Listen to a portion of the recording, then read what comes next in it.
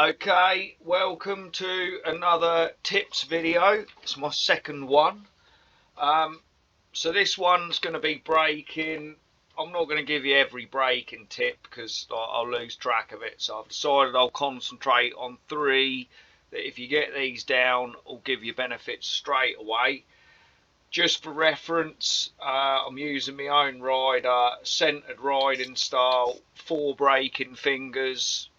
Altering the braking fingers will actually alter the braking slightly, but I'm sticking with that for now. So you're gonna have to excuse the shit riding because I haven't played it for a bit. You can see I've not done any laps on this track. I haven't got time. I've picked the forward racing bike because you've got to scroll way down the leaderboard to get a forward racing time with the balance performance off. So if nothing else, I could end up being the fastest forward racing bike. Right, anyway, I'll do Moto2 because I tend to play with them bikes a lot more than the bigger bikes, and this has got all the settings you need, which will work on the bigger bikes and everything as well. So I'll just start off with the basic bike. Typically when I'm looking at doing a setup, I'll tend to wang the engine brake up, turn the power down, go for max slipper clutch. When it says max slipper clutch, that means it's actually the opposite. In real life, if you turn the slipper clutch up, what happens is when you shut the throttle, you get no engine braking. But on this game, it's the other way around. When you turn it right up and you shut the throttle, you'll get some mechanical engine braking, which works similar to how the engine brake or electronic engine brake or whatever it is does as well. I'll stick with them brake discs. So tip number 1, let's just say for argument, well no actually sorry, I'll start at the start. We'll do the electronic braking first. We'll get ahead of ourselves. So like I say, haven't played this. First lap on the bike, well on a Moto2 bike, on this game, on this track. Obviously every video is going to tell you your braking points. I'm going to have to guess them to an extent, but I mean I know roughly, probably about here somewhere where that line was. You can see I've got joint brakes on. Sometimes I'll not have joint brakes. So what I'm doing now, I'm not trying to necessarily ride it that well. I'm trying to look at how the bike's handling. So normally I'd brake somewhere about here. So I'm looking to see how the back's swinging round. Unsettled the bike. So that means that I've got too much engine braking on. So if that happens to you, you could just try and dial it back 1. But for the sake of the video and get it rolling, I'll put it down to 1. So now, when I come barreling along up to that corner, I should be able to brake like an absolute ape, and hopefully that will sort it out. It won't necessarily, suspension setups and gearing and all sorts of other things all affect all that. It's not just the engine brake, but that's a starting point. When somebody puts a setup up, they've tried to get all the settings balanced in such a way as they can do the best lap. But if you're at right, so let's brake at exactly the same spot. There you are. You can see the engine brake didn't give us any hassle that time. So there you go. So that's tip number 1. No doubt you've already, if you've been watching some of my other videos, you've already sussed that out. So next tip, you saw there I lost the front.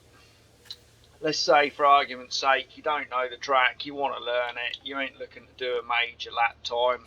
Generally speaking, on the Moto2s and the big bikes, if you go for the smaller disc, that will give you a lot more leeway. You'll be massively less likely to lose the front.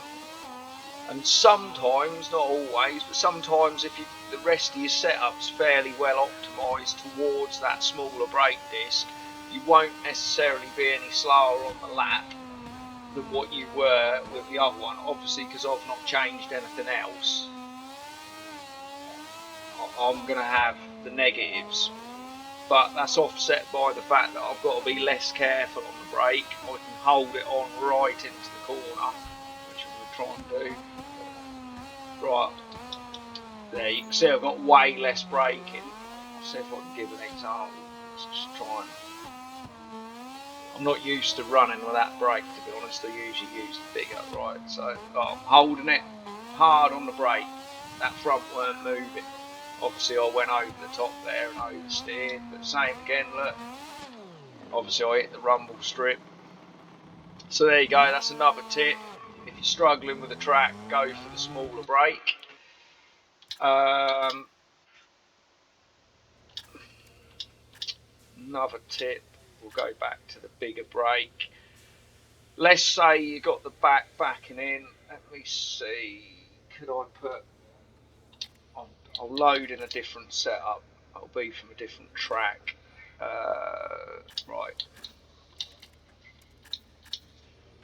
Right, so I don't know how this setup is. This is just the one I had on Mandalika, so we'll just see how it is. But it's going to be better than the standard bike, whatever I would have thought.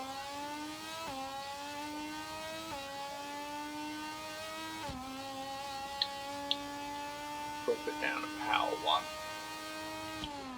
So we'll see what the bike does. Some of these first corners are probably not the best ones to showcase. There's some real tight ones further around the lap. Let's turn the engine braking up a fraction. Bloody hell, setup's too good, isn't it? I was hoping on this track it might like dick around a little bit, but it's not really. There's a real super sharp corner further around where that should get the back swinging out maybe a little bit.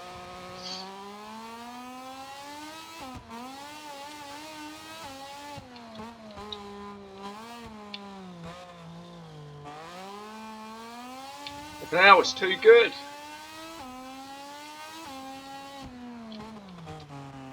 Right, there you go. That swung out shitloads there. So, if, let's say you're on engine brake 1 and you end up with that, and so you think, oh shit, I ain't got nowhere else to go, what you can do is go into your slipper clutch settings. I'm just going to go ham on it, go down to 1, and we'll leave everything the same, and hopefully if I do that lap again and get to that point and brake like an idiot, it shouldn't be swinging the back out. There's no guarantee. Sometimes you can drop the slipper clutch down a bit and it'll be even worse. But as a rule, if you lower the slipper clutch, that will have a similar effect to doing the engine brake. Not usually quite as much.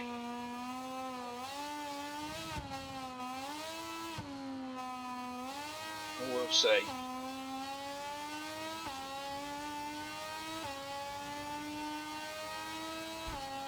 The other thing you can do, because obviously I've got linked brakes on, so having linked brakes can make the backs jump about a bit more. What you can do is not have linked brakes, so you could then just keep it all on the front, which may or may not help. Sometimes having a bit of back brake gives you stability, but I would say braking like an idiot into a corner, if it's anything like real life, you're not going to want to be using the back brake much. Normally what riders used to do in real life, if they were using the back brake mid-corner, is they'd have a thumb brake, so they'd have a bit more control over it. That was Mick Doohan who started that after he busted all his leg up. Yeah, that was a bit more controlled, but arguably I perhaps did it better. Anyway, that's another tip. If the engine brake ain't giving you what you want in terms of stability, there is a real sharp corner up there that I'll just see how good it is. I say I haven't even done a complete lap yet, so I've got a bit off, but just want to see what it's like just for myself. Yeah, that's still stepping out fairly. If you end up on like engine brake 1 and you got no slipper clutch on, you're going to have to change bits of your setup. But when you're, hopefully if you put one of my setups on, you ain't going to have that problem, because I'll have already flipping sussed it out and dialed it out. But just for if you were playing it and having problems, so like I say, you can unlink the brakes. The other thing you can do is go to the smaller rear brake. I don't know if that'll let me. Probably not. That might let me unlink the brakes. So we'll go joint brakes off. I've put a smaller rear brake disc on. We'll see if that'll solve it. I mean, yeah, I can't really see much point in talking to you about setting up your brake markers and shit like that. And again, when you change the setting of the bike, sometimes you'll need to brake a little bit earlier, sometimes you might need to brake a little bit later. But every video will tell you about that. Like I say, I'm not riding this very well. I ain't done this track for a while. Well, Moto3 was the last time I did it. Just want to see if my little changes there, just unlinking the brakes. I mean, if you're dialing the suspension and the geometry in, or you're trying other people's setups and you're, say, just using their suspension and that rather than the whole setup, you'll have to experiment with the linked brakes or not. I mean, as a rule, if you're using someone else's setup, you need everything to be the same as what they've got. You really want the same bike, same rider if they've got one, everything. Because the slightest little change, riding style or anything, will alter it. Anyway, I've gone through the slipper clutch. Obviously, you've got the rear brake discs. You can unlink the brakes. The other thing, because you saw I lost the front there, the other thing what can happen, let's say you're using the 12-inch brake or one of the bigger brakes on the MotoGP bikes. If you change your setup slightly, even just changing what power you've got, so if I'd have flicked to power 2, that can be enough to start making the front end wash out. Had it loads of times. And sometimes if you just swap to the other disc, the same size, I think there'll be 13s on the bigger bikes, that can actually be enough to just give you that little bit much more feel, that you won't lose any braking, but you won't lose the front.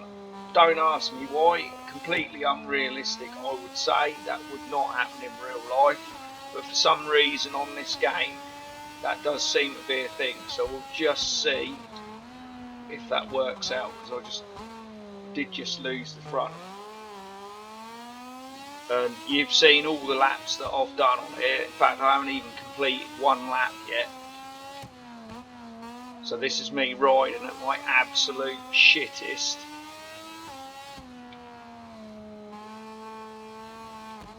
I'm perhaps being a little bit more ginger now with the controls.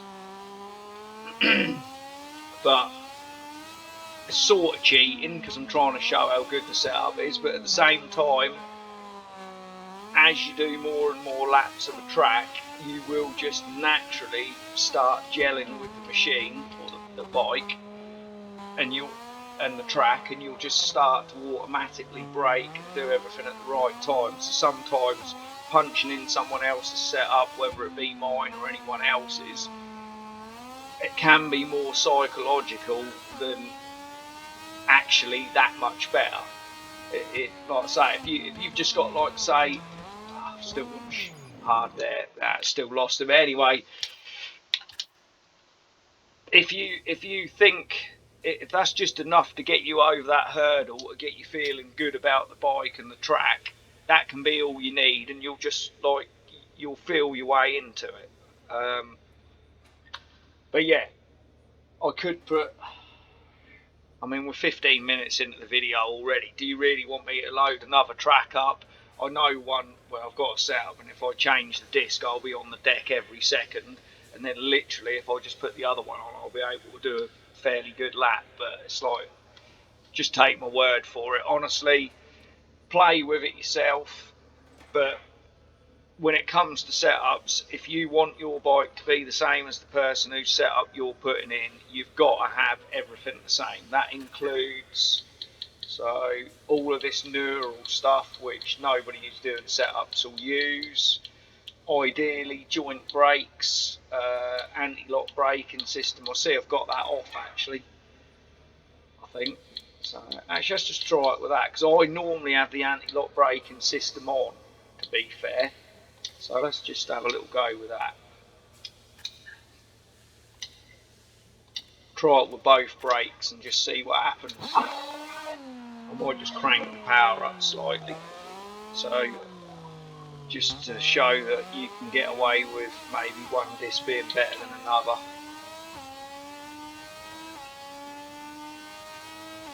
Right, so I'm going to knock that down. We're on power 2. It's hard because if I'm doing a setup, I do so many laps. You get the ideal lines, you get into it, and then you just keep trying different base setups and tweaks, and it'll just, if something's really not making you any quicker, well then obviously you bin it and go back to where you were, and if it does, you keep it and then move on. But I've just basically pulled this setup out of my arse. Right, so the ABS is definitely helping on this track. I think the reason I had it turned off is because whatever the last... Oh, right, so I lobbed it easy there. So let's go back. Hang on, no, that's not what I want to do. I want to go to the pits, don't I? That just went. Like, there weren't no warning or nothing hardly there. I weren't braking especially hard, so now we'll try the other disc.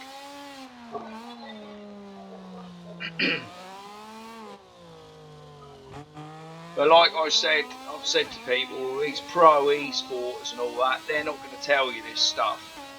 If you start punching in their settings and they literally leave 1 or 2 details of that setting out, that can be the difference of it being an absolute flipping crash fest or a setup where, flipping hell, I don't know how the hell changing the brake disc made a difference there, but alright.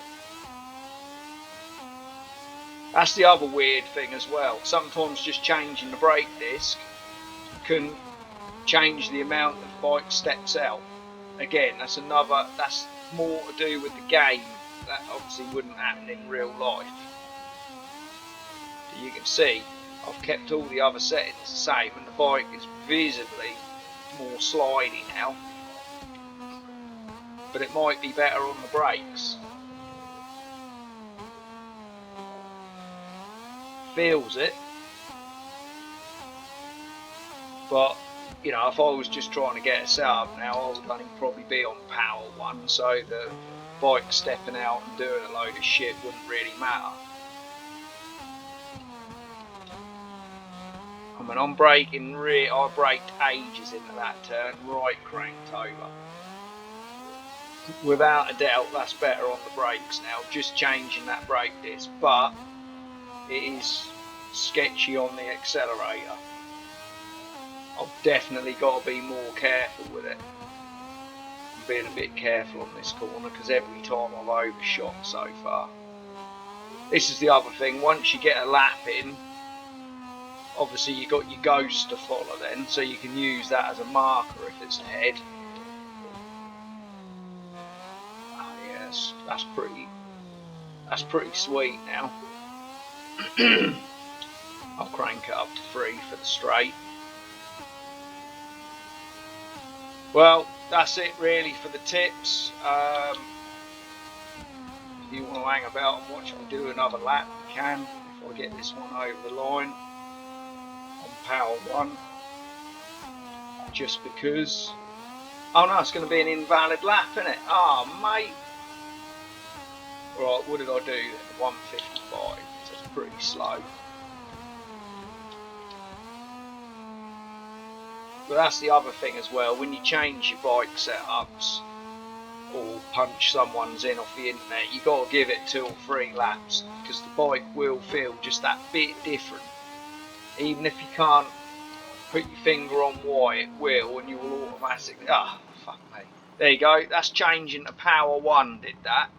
That's literally just made that the same as it was with that other brake disc. And I bet now if I was to go to that, back to that disc and leave it on Power 1, I bet I'll get round that corner alright. I've done everything the same, my braking, the whole lot as the lap before, but because I was on Power 1 instead of Power 2, that was enough to alter it. So as you can see, I've now switched to that disc. I'll drop it back down to Power 1.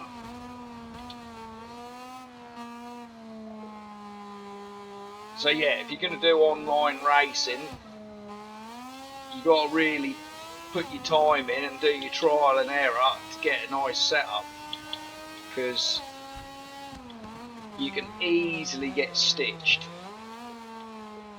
And then also, obviously, if you're racing, you've got to think about tyre wear as well.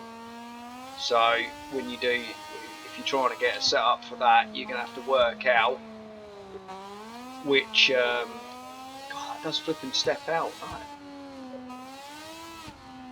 But it didn't the first lap I tried with this setup. Well, that, I don't know if I'm riding that much different, but that definitely felt easier through that section.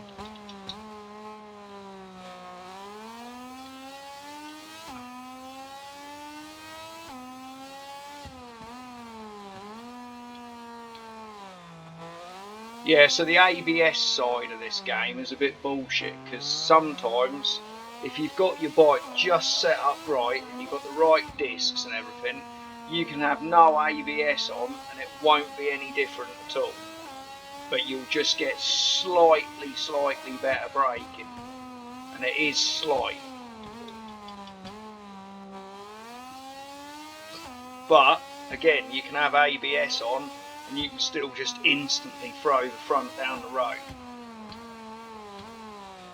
I mean, I've never ridden a motorbike with ABS, so I don't know what it'd be like, but most sort of fast people say that a bike with ABS is massively worse than one without. But I mean,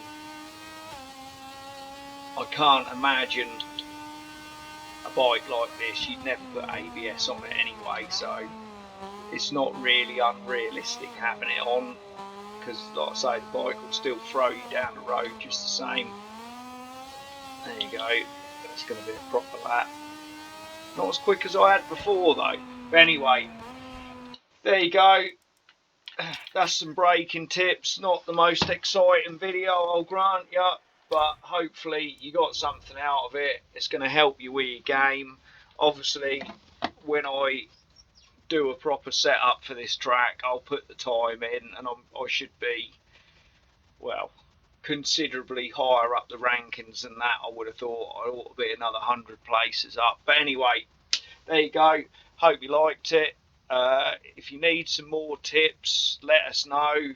But I mean, to be fair, there are plenty of YouTubers out there who've given you most of the tips, but they just ain't quite giving you them tips about the change in the brake discs and how every little bit of a change in the settings might, need to change that. So hopefully that'll help someone. Thank you very much. Bye bye.